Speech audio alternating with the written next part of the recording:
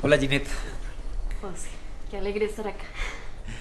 Eh, Ahora último nos enteramos que eras embajadora global para todos los temas relativos a violencia sexual.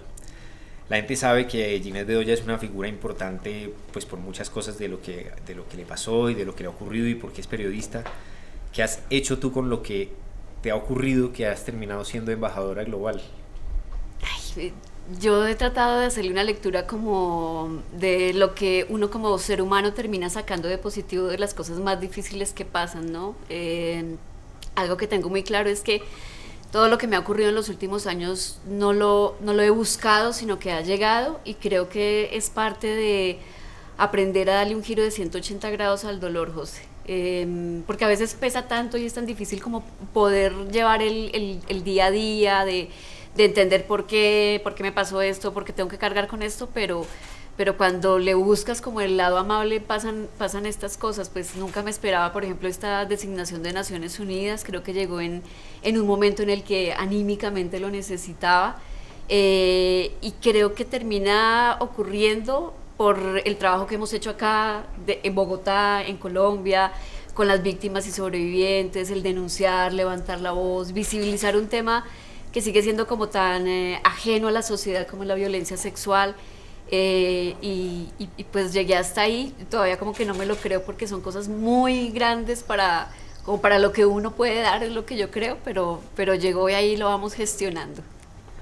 ¿Tú recuerdas algún momento en el cual después de lo que ha ocurrido en tu caso hayas decidido transformar esa experiencia en una lucha? Pues porque no es fácil, digamos.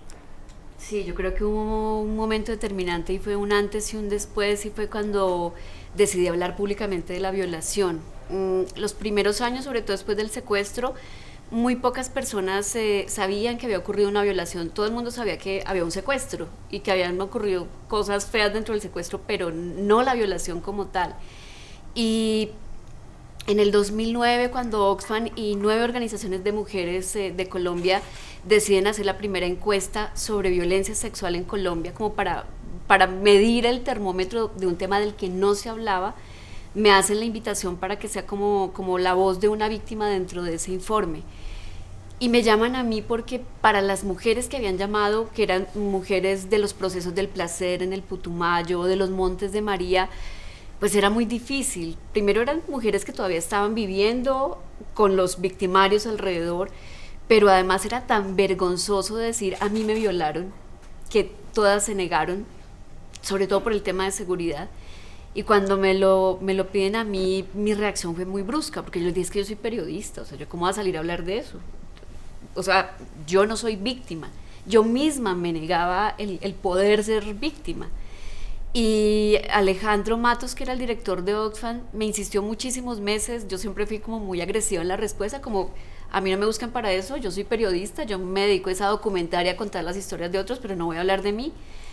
Pero ese punto, José, cuando él me dijo unas cosas que me hicieron reflexionar sobre yo qué estaba haciendo con mi vida, y en ese momento me di cuenta que de día era una gran reportera que iba y me metía en medio de los combates, que iba a los campamentos de las FARO, que estaba un mes entero con las fuerzas especiales del ejército, documentaba, publicaba, pero en la noche, cuando volví a mi casa, yo no era nada.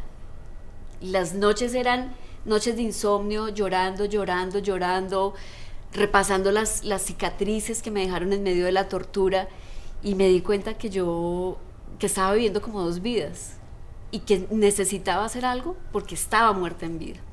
Y es cuando tomó la decisión de aceptar la invitación de Oxfam. Hablamos públicamente de la violación en Colombia un 9 de septiembre del 2009 en Madrid, en un evento especial que organiza Oxfam, y ese día yo hablo de mi violación. Y mi vida se partió en dos. Primero porque el impacto de la gente, de ver que la que escribía y salía en City TV haciendo reportajes era una mujer que le ha pasado todo eso, pero además el impacto de las otras mujeres que dijeron, pero si ella habló, yo por qué no voy a poder hablar. Y empezó un proceso doloroso, pero muy bonito, donde me empecé a reencontrar con muchas mujeres de muchos lugares del país que me decían, usted me dio fuerza, ¿ahora qué hago? ¿Cómo doy ese paso para hablar? Y yo entendí que apoyándome en ellas, pero sobre todo apoyándolas a ellas, era que yo iba a poderle dar el giro a eso, y ahí empezó todo este proceso. Ahora que después, bueno, pasados los años, emprendiste todo el proceso, el caso, hubo una cosa que incluiste dentro de las reivindicaciones ante la Corte Interamericana, que es la construcción de una memoria sobre esto. Incluso se planteaba en una versión de la reivindicación que se convirtiera la cárcel modelo en un lugar de memoria. Cuéntanos sobre eso, ¿cuál es tu perspectiva, digamos, qué es lo que te estás imaginando sobre eso? En ese proceso largo me di cuenta que quienes hemos sufrido violencia sexual tenemos mucha dificultad para poder expresarlo, pero sobre todo para poder empezar a transformar la carga de la violación como tal. No es un delito igual a los demás delitos, José, porque la violencia sexual mata en vida. Digamos que hay otras circunstancias que son muy duras, como el desplazamiento o como las amenazas, que obviamente te afectan, pero es que la violación tiene una característica especial, y es que toca el centro de tu dignidad. Y cuando la dignidad empieza a desmoronarse, es todo. Es tu entorno, es cómo te relacionas con la gente, es tener unos estados de ánimos bipolares, que un día puedes estar bien eufórico y después llegas a una profunda tristeza donde no quieres saber de la vida ni de nadie, y más cuando tienes hijos. Las mujeres que han sido violentadas y que tienen hijos, pues obviamente desarrollan un entorno muy hostil, muy triste, muy solitario, y poder expresar eso es bien complicado. Y Colombia en general no tiene un lugar donde uno pueda hacer ese tipo de procesos. La unidad de víctimas en diferentes etapas ha hecho esfuerzos para atender psicosocialmente a las víctimas de violencia sexual, pero en todos estos años yo me di cuenta que los espacios no son los adecuados. Cuando tú tienes jornadas de víctimas de violencia sexual con la unidad de víctimas, por lo general es en un hotel, en un salón que adecúan, pero las mujeres tienen que ir con sus hijos. Sus hijos son parte, o sea, son su apéndice, su corazón, su hígado, sus riñones. Entonces ellas muchas veces tienen que volver a narrar la experiencia dramática delante de su niño de 4 años, de su niña de 12 años, y eso es una revictimización. Y siempre fui, y he sido muy crítica con eso, y cuando decidimos llevar el caso ante la Corte Interamericana y me hablaron de las medidas de reparación, lo primero que dije es, a mí no me interesa la parte monetaria, sino algo que realmente a las mujeres les signifique que esta sentencia no es para Ginés Bedoya, sino para las mujeres. Y siempre pensé que un lugar que tocaba y que toca resignificar en esta ciudad es la cárcel modelo. No solamente porque allí me hayan secuestrado, sino porque creo que es uno de los monumentos más grandes a la impunidad que hay en Colombia y a la revictimización. Y cuando yo redacté las medidas de reparación, dije que esa cárcel podía resignificarse como el centro de Auschwitz en Polonia, o como el centro de reclusión de Ravensbrück en Berlín, que fue un centro de reclusión nazi para mujeres, y convertir espacios de dolor en lugares donde las mujeres se pudieran sentar a llorar solas, a pensar cómo transformar ese dolor, o donde tuvieran un espacio donde pudieran hablar con sus hijos de la importancia de seguir adelante, o de tener un espacio para tejer, para coser. Y pues la cárcel tiene el espacio físico, pero además era necesario hacerle esa transformación. La Corte no aceptó la medida de cerrar la cárcel porque son costos billonarios. Es gigante. Es un costo billonario, pero aceptó que se debe crear un lugar de memoria y de reivindicación para las víctimas de violencia sexual. Y va a ser el primero en el mundo, José. Hay muchos lugares de memoria en todos los países que han afrontado guerras o conflictos armados, pero son generales, son para la violencia en general. Pero un lugar de memoria que esté destinado a la violencia sexual no existe. Y yo creo que ese es el reto, primero, que tengo yo como la persona que pidió la medida de reparación, pero además que tiene el Estado, el país, la ciudad, porque además quiero que quede en Bogotá, y creo que va a ser un gran reto ciudadano. Cuéntanos un poco sobre el estado actual del movimiento que lucha contra la violencia sexual y que tú lideras un poco, como hay alguna gente que se cuestiona acerca de si la mayor cantidad de denuncias que está conociendo sobre casos de violencia sexual significa un aumento de casos o un aumento del derecho a decir y de la disposición a no callar. Sí. Sobre eso, ¿cuál es tu balance hoy? Hablar sobre hechos violentos, sobre todo cuando hablamos de violencia de género, tiene un doble efecto. Un impacto negativo y uno positivo, y esto lo digo con datos y cifras que además hemos analizado y que en su momento revisamos con Michelle Bachelet cuando fue la directora de ONU Mujeres Global. Y es que si tú pones en la prensa un caso de violencia sexual que tiene un impacto muy fuerte, eso puede desencadenar la solidaridad ciudadana y la denuncia y motivar a las víctimas a que denuncien, pero también puede activar en quienes tienen ese chip violento y que saben que pueden causar mucho daño a que se incrementen los casos. Lo vimos con los ataques con ácido. Lamentablemente, en el periodo en que empezamos a denunciar los ataques con ácido, los ataques se incrementaron. Pero acá la disyuntiva es, ¿te quedas callado? O sea, no denuncias y no invitas a la gente, o haces un mejor periodismo para hacer pedagogía e invitar a la gente que eso es un delito, que hay que prevenirlo, que hay que denunciarlo. Y en el caso de violencia sexual, yo creo que los victimarios y quienes son violentos hoy son mucho más conscientes del daño que causan cuando violan. Cuando tú matas, simplemente silencias a quien es tu adversario.